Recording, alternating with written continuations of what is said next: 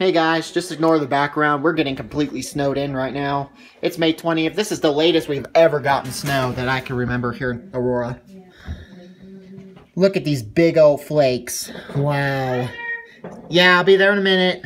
Who wants milk? Today is May 20th. And it's supposed to snow tomorrow too. I'll make another video tomorrow.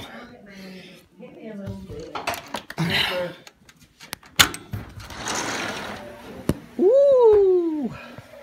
Feels like Christmas all over again. Look at that. Oh wow, these snowflakes are huge. Ooh, it feels so good. Don't let the cats out. I will not. There's no cats around. You go chase cats. I know. It's too snowy out anyway to do that. Give me some milk.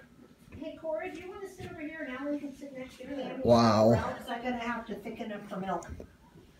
This is some crazy weather. Do what? Thicken the milk? Yeah. Can't believe it. May 20th and look at the snow. It's been snowing for a few hours, but it was originally raining this morning. It was raining and then just turned to snow.